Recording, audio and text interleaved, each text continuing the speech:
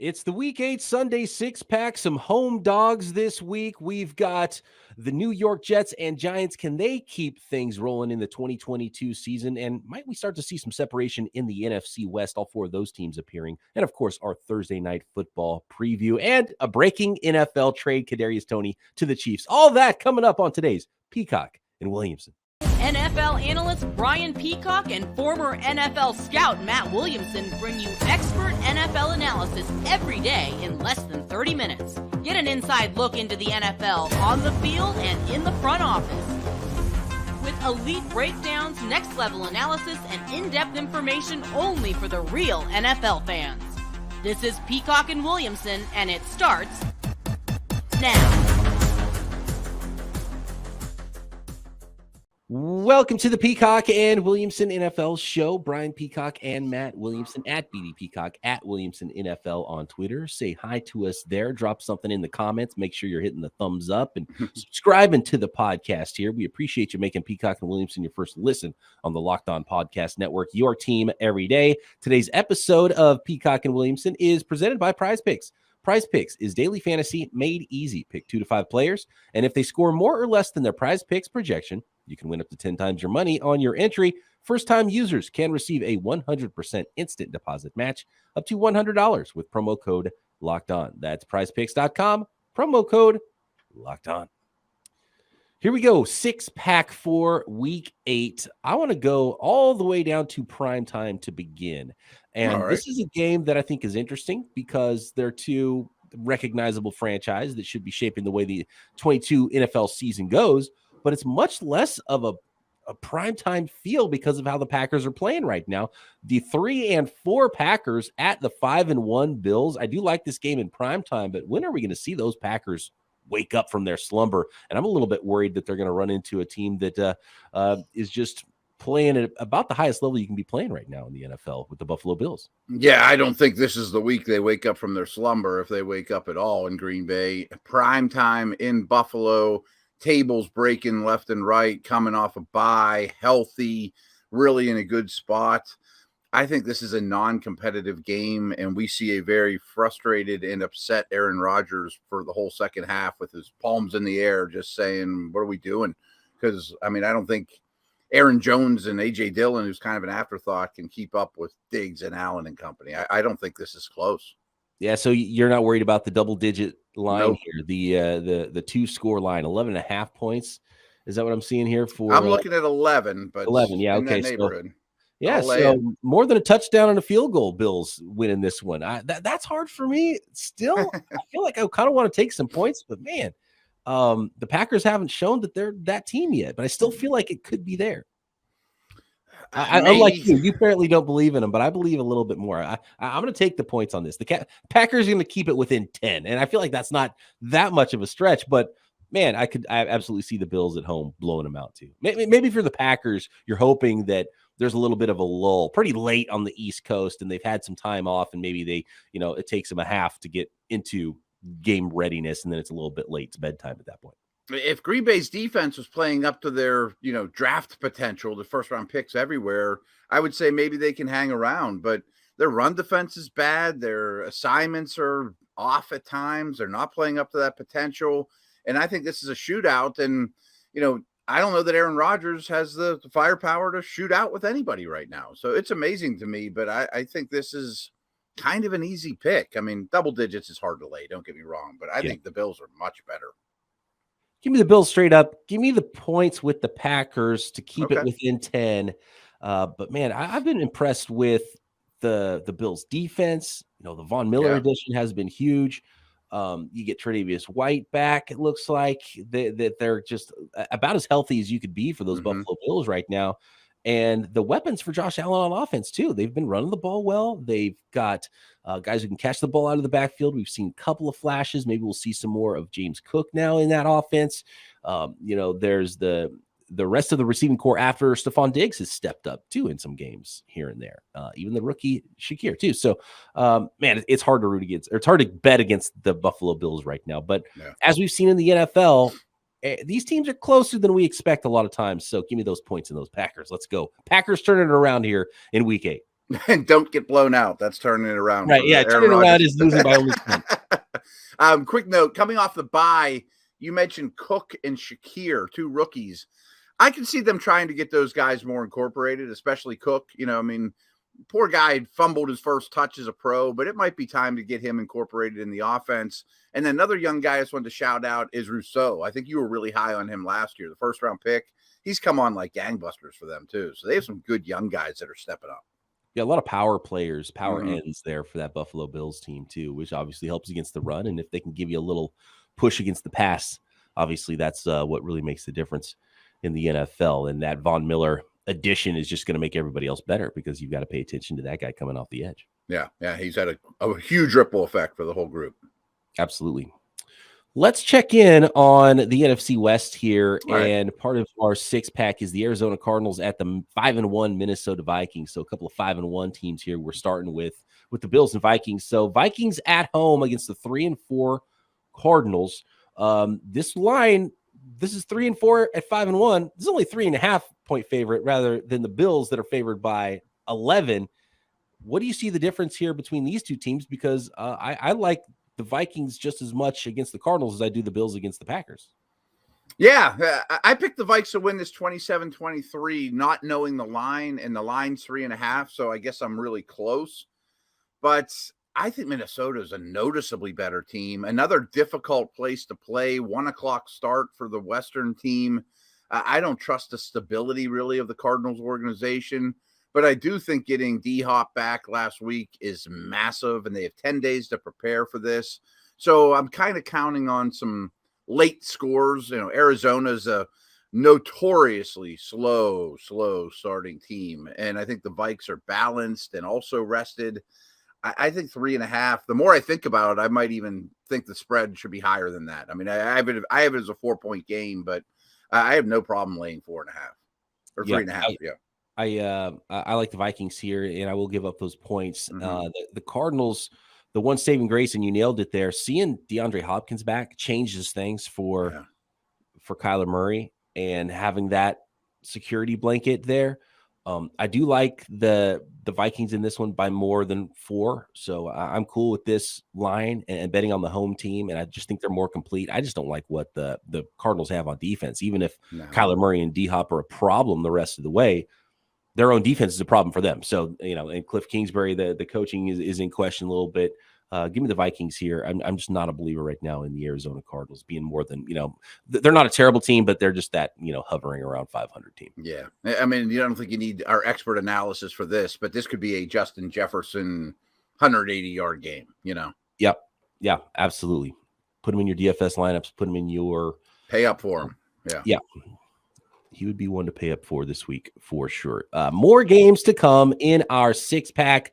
We've got Raiders, Saints. We've got the 49ers, Rams already for the second time this year. And another 5-1er, the New York Giants at the NFC West leading 4-3 Seahawks. And of course, we will preview Thursday night football as well, which should be a pretty good one to kick off week 8. Yeah. The Baltimore Ravens at Tampa Bay Buccaneers coming up. Haven't talked enough about my bird dog pants yet. Really comfortable khakis that they sent me. They sent me some shorts as well. The shorts have liners. The khakis don't. You can get liners or no liners in any of these bird dogs pants. And the thing I love about the bird dogs is the versatility. They are so comfortable, and they're the right amount of stretchy. They look great for if you want to take them to work and then roll right on to happy hour, or maybe roll out to the golf course. Either way, you're going to feel right in them. They're going to feel comfortable, and they look and fit fantastic. And for a tall guy, sometimes the pants can fit a little bit weird. And you can find the exact fit you need at Bird Dogs. And you can have that liner inside if you want, or if you don't. And I love the shorts they sent me with the liner because, again, versatility, comfortability. First of all, lounge all day if you want. But you can roll out to a pool party if you want in these things. Go work out at the gym. So they look fantastic. They feel fantastic. They are super high quality pants at Bird Dogs. And if you go to birddogs.com right now and enter promo code Locked On, they'll throw in a free Bird Dogs rope hat. That's birddogs.com, promo code Locked On, and boom, a free Bird Dogs rope hat with your pair of Bird Dogs pants. The most comfortable shorts, pants, and sweatpants with built-in liners if you want them. You will not take these things off, I promise you. Whether you're looking for that special moment in your life to take your relationship to the next level, have a milestone to celebrate, want to make your love sparkle, Blue Nile can help. You can make your celebrations even more memorable. As the original online jeweler, Blue Nile offers the largest selection of independently graded diamonds and pieces priced significantly below traditional retailers. Blue Nile has helped millions of couples create their perfect engagement ring. Their easy online tools let you choose the shape, size, and clarity, as well as setting style. Blue Nile's bench jewelers then help handcraft her perfect one-of-a-kind engagement ring. So whether you're trying to pop that question, make that moment sparkle, maybe just buy something special for mom or that special person in your life, the Blue Nile 24/7 jewelry experts on hand to help you on every budget. Make your moment sparkle with Blue Nile. Go to BlueNile.com and use code LOCKEDON to save $50 on your purchase of $500 or more. That's Blue Nile, BLUENILE.com. Code LOCKEDON to save $50 on your purchase of $500 or more. BlueNile.com, promo code LOCKEDON. Thanks again, everybody, for making Peacock and Williamson your first listen today. For your second listen today, check out Locked On Sports today.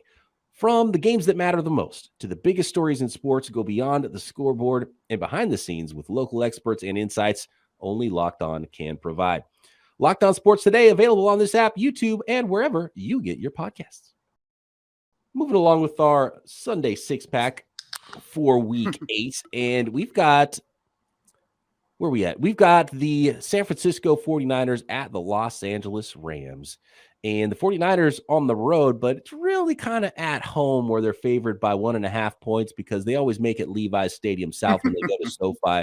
And I did the crossover episode that we do every Thursday with Travis Rogers, the host of Locked On Rams, because I also host Locked On 49ers, and we broke down this game a little bit. And according to Travis, and we saw it in week 1 against the Bills, and look, that was a long trip for Bills fans, but Bills fans were about 65% of the fan base at LA in week 1. And it was the same with the Dallas Cowboys, who travel well. The San Francisco 49ers have the shortest trip, and they travel extremely well. And we saw it last year where it was just a lot of red and gold in the stands. We'll see it again. So it's at best for the Rams, it's neutral. And for the 49ers, sometimes for those players, feels like a home game. You get Christian McCaffrey, who Kyle Shanahan said is going to be deployed in full. Deebo Samuel, though, the hamstring might not play in this one, so you maybe aren't gaining much in the playmaker category there on offense if you're the 49ers. But Shanahan has had McVay's number, and favored on the road are those 3-4 49ers at the 3-3 Rams. How do you like this one, Matt? Yeah, I mean, I think you said a lot of good stuff there, of course. You know, the home field advantage doesn't really exist. It might even be the polar opposite. Shanahan seems to have the advantage in this head-to-head coaching matchup. We've seen enough instances of that. The Rams are coming off a bye, though, and I really do respect their organization. I'm curious what things they self-scouted while they were off. I mean, maybe they do some tweaking of the O-line or protection schemes, things of that nature. I just am really confident that the Niners D-line controls this game, as well as their wealth of weapons. You know, like Ramsey can only cover one guy, even if Debo's out. And I think that they can exploit linebackers with McCaffrey and Kittle. I like the Niners here. I'm a little shocked they're only giving 1. I like the Niners as well, at least by a field goal. Mm-hmm. I do worry because the 49ers have been banged up and they haven't looked like the same team on defense the last couple of weeks. They've gotten some players back. I think maybe even some players came back a little too early. Trent Williams got beat more than he usually does last week. Didn't look like he was moving around great. Bosa was taken advantage of with his aggressiveness, and the aggressiveness of the 49ers front. I think we'll see a lot of misdirection because that seemed to work really well against the Niners last week against the Chiefs. Mooney Ward, Charvarius Ward, goes by Mooney nowadays. I didn't know who that was. That's his nickname. It still says Charvarius on the roster, but I had to specify who Mooney Ward is because people outside of San Francisco might not recognize, or his own family, but that's been his nickname growing up. And yeah, he had a groin. He didn't seem like he was right as well. Jimmy Ward coming back, he had an ugly cast on his hand. So really banged up defense. They haven't been that same unit that was the best in the league the first 5 weeks, but I think they're going to be getting better and healthier, and especially after the bye next week. But maybe the best thing that could have happened to the 49ers was getting slapped in the face by the Chiefs last week. Yeah. Really clean some things up. You know, they've been shooting themselves in the foot, too many penalties, too many drops. So those little things, clean them up And I like the 49ers in this one because the Rams just look, and the Rams were trying to trade for Christian McCaffrey. 49ers got him. And I don't think that would help the Rams that much because they do need some playmakers. But if they don't get an offensive line, their season's shot. No, I agree. I'm not sure that adding a running back helps. I mean, obviously McCaffrey's more than that. I could see maybe Kareem Hunt ending up with the Rams or maybe Buffalo. We mentioned them before too, but you can't trade for linemen. I mean, like people wonder why are you taking tackles in the first round? That's the only way you can get them. Yeah, they're and we've already talked about how they're just behind because there's still, even with those first round tackles, defensive lines are beating offensive lines right now in the NFL. Mm-hmm. Big time. They do get Brian Allen, the center back, though. So maybe that's big. Maybe that makes them all better. You know, a little bit more stability. The guy making the calls, the guy snapping the ball. Maybe that somehow helps that line. And the Niners are banged up on the interior of their defensive line still without both of their starters. So might make this game a little closer. Really, the difference is Stafford throws another pick six. That's a sure sign that the Rams aren't going to win this one.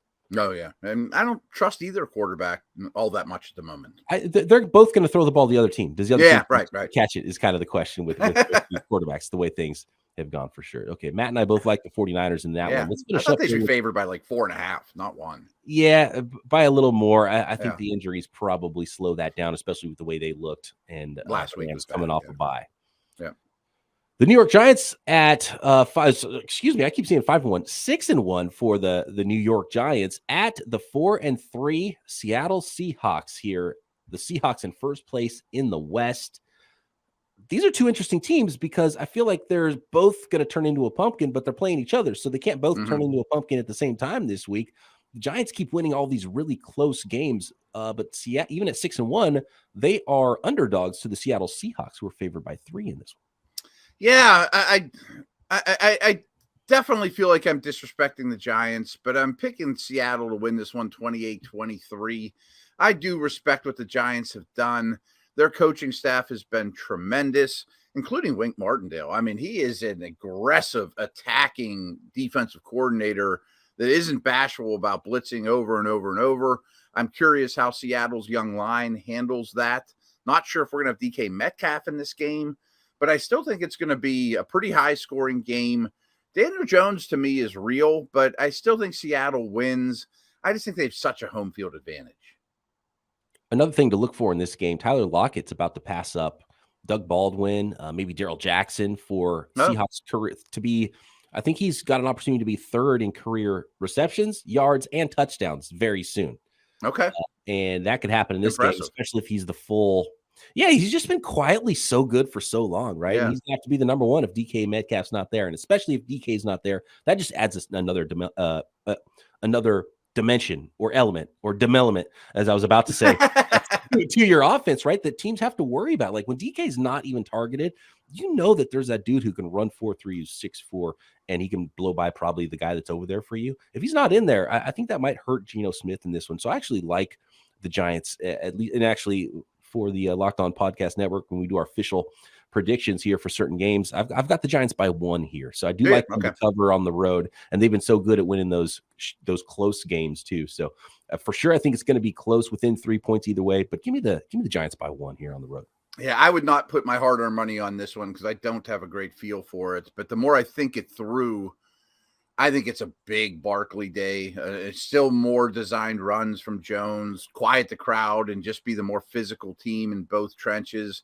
I think that's New York's path to victory. I'm going to stick with my Seattle pick, but I don't feel real strong about it. How about those Las Vegas Raiders at the New Orleans Saints? The Saints are at home dogs here by about 1.5 points.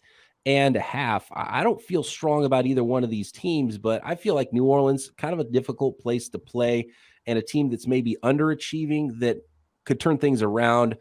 I don't want to give up. I mean, I want to take those points for the home New Orleans Saints. Am I crazy for that, man?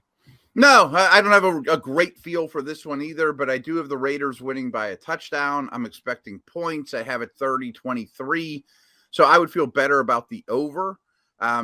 Another difficult place to play. I mean, there's some home field advantages this week that I think are substantial, but I like where the Raiders offense is. I think Waller's coming back. I'm expecting Renfro to be featured a little more. He's been ridiculously quiet, but they can lean on Jacobs and go from there. I just don't have a great mojo around the Saints right now. I mean, it's going to be Dalton, but that doesn't exactly make me do jumping jacks. I mean, a big quarterback advantage for the Raiders. I do like the quarterback advantage for the Raiders, and the Saints can't seem to figure out what they're doing on offense, which is a little bit worrisome. Chris Olave, I feel like there's a breakout coming there, and he's had a nice season. He leads, I think he's either 1 or 2 in the league in air yards right now. Can you work him in a little bit in the short to intermediate game some more, and then maybe hit some more of those at the top? And if you are hitting those over the top, that would be huge. And I think the Raiders can be susceptible there if they don't get home with their pass rush over the top. So that's a big one for me. Chris Olave, I'm looking out for in this game. He's going to be really good. He already belongs. I have breaking news. Oh, we have breaking news on the podcast. I love it. Here it is at 12:30 Eastern. Kadarius Toney is now a Kansas City Chief. How about that? 3rd and a 6th go to the Giants for Kadarius Toney, who I didn't kind of forgot. I mean, he doesn't play football. A 3rd and a 6th. That's very interesting. So Kadarius Toney, who's been just non-existent for the New York Giants basically since he was drafted, he has a ton of talent. You see the explosiveness, and clearly the Kansas City Chiefs are looking at this like we need some more explosiveness. They seemed okay when they put up 44 points last week. The Chiefs are on a bye, so that's a great time to make a trade. Obviously, with the deadline coming up here after the weekend. I just bet Andy Reid's twisting his mustache thinking of ways to get this guy the ball, That adds an element for sure. It's a scary element. I don't know how he fits in because there's a lot of mouths to feed right there. And a lot of guys in that same zone where it's like, it's not like there's a clear path to even get him more touches than there's a much easier path in New York to get touches than there is in Kansas City. Right. You would think they'd want a receiver back or something in New York, like that marriage, Toney to the Giants just never seemed to work. He's never on the field. When he is, he flashes like crazy. I'm sure a change of scenery will do him good. I mean, how could the Giants count on him? But boy, they need receivers. Not a terrible return. A couple of draft picks, a third rounder, a day 2 pick. Maybe it's a late day 2 pick, but still a day 2 pick for a guy you're not using. And once they drafted Wan'Dale Robinson, and now seeing Wan'Dale Robinson healthy and on the field, he's taken that role. So there's what are you going to do with Toney at this point? So getting 3rd is probably the best the Giants could do. And if they didn't like his personality, then maybe addition by subtraction, getting him out of there. Yeah, I think that's the plan. And then KC's just like, give me another weapon. Andy Reid's not shy about personalities either. So I don't think they'll get more out of him than the Giants did. That's not really a profound statement. Probably by week 9. Yeah, there you go. You picking him up in fantasy right now, running out to the waiver wire? Yeah, I mean, in a deep league for sure. Yeah, deep league, absolutely. Maybe in the Peacock, maybe I'll have to pick him up real quick. Yeah, maybe I'll hit pause here real quick before Matt gets to him, before anybody else listens to this podcast gets to him. No, that's fantastic stuff. So next, after the break, we will cover Thursday night football. The Baltimore Ravens at the Tampa Bay Buccaneers, and the New York Jets have an opportunity now at home to beat those stinky, no good, rotten Patriots that have beaten up on them for decades now. Jets, Patriots next. All right, here's the sports analogy for you when it comes to protecting your home. When you're worried about burglars or anything else that could be happening in your home, when you're there or not, your home is like the end zone, and you need the absolute strongest defense you can muster to protect that end zone because you don't want anybody getting in. This is why I use and trust Simply Safe Home Security. At Simply Safe, your safety is the only thing that matters. It's cutting-edge technology. It is 24/7 professional monitoring agents who always have your back, so you always know your home is safe. With Simply Safe, the best part to me is the crystal clear HD live stream of your security cameras. You can monitor anytime with the app. There's also a wide array of high-tech sensors as well. So any door or window in your home that you want a sensor on, that you want to be protected, you can have that set up. And by the way, there's any number of ways you can customize your Simply Safe system along with that 24/7 professional monitoring. Customize the perfect system for your home in just a few minutes at simplysafe.com/lockedonnfl and save 20% on your Simply Safe security system when you sign up for an interactive monitoring plan and get your first month free. Visit simplysafe.com/lockedonnfl to learn more. There's no safe like Simply Safe. Let's go Jets Patriots here, Matt, because those New York Jets at 5-2 are still home dogs to the 3-4 New England Patriots, who just lost in prime time on a short week to the Chicago Bears. I mean, if you're the Jets right now, you look at that line and you just think that is downright disrespectful. I agree. I will take the points gladly in what I think is a close game. I respect both these defenses quite a bit. I've been watching more and more Zach Wilson. They might need to go get a quarterback or put Flacco back in. I mean, like, he is really, really struggling. But Mac Jones was when he was in there before. I guess it was more of a health thing the other night. The whole situation's been weird, but I don't like where either one of these young quarterbacks is at in year 2 right now. I'll just take the points, and New England bouncing back from that seems like what they do, and Vegas is telling us, hey, don't count Belichick out. But I think the Jets will be wound up for this one and have the better roster. Can you make life difficult for Zach Wilson? And on the other side, it's not like the Patriots quarterback position is going great right now. They've got their own quarterback controversy. They don't know who's going to start. It's either going to be Mac Jones, who's been hurt and playing bad, or Bailey Zappi, who kind of did turn into that pumpkin a little bit after the crowd was so excited. He entered the game against the Bears on Monday Night Football, then throws a couple of picks after the touchdown, and it didn't look so hot there. So I don't love the way things are going right now for the New England Patriots. Give me those Jets, and potentially Jets to win big in this one. Elijah Moore seems like things are going well with him. They've got things figured out. The Jets were not going to trade him. You've got weaponry all around. You traded, I mean, and look, Michael Carter in the passing game too, out of the backfield, I think is going to be something. If you're looking for a little edge in DFS or your fantasy leagues, I think he's going to be a bigger factor than he was before, and get all the passing down work as well at running back. And James Robinson, a little bit more of the, the first and second down back there when he's up and he's healthy. And I'm not sure if he's even going to play in this one for the Jets. So I like the Jets. Give me the points here for sure with the home New York Jets, and let's go. Carter's a guy to trade for in fantasy, because I don't think Robinson comes in and just totally eliminates him. I still think he's the 1A, and everyone's going to be down on him now after the trade. I think Carter's still someone to target. And it takes a little while, to learn a system. It's different terminology, and you're a running back. You got to know the blitz pickups. There's a lot to learn in an offense.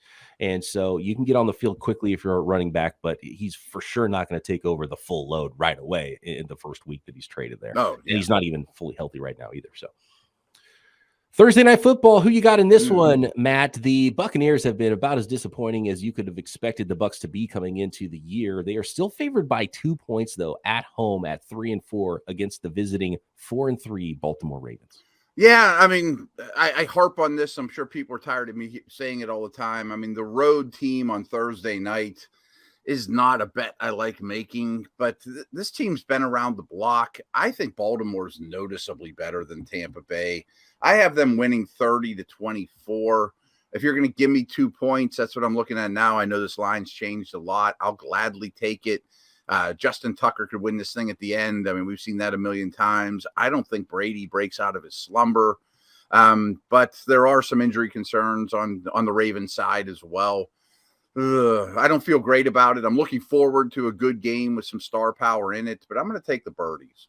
If it was Sunday, I think I'd feel better about the Ravens, but I still don't think the Bucs should be getting really. I think it should be more of a pick'em game. So I still want to just take those 2 points for the Ravens, because I don't know which way this game's going to go. And I like how you laid that out there. Very good chance that Justin Tucker's kicking for a victory at the very end of this game, right?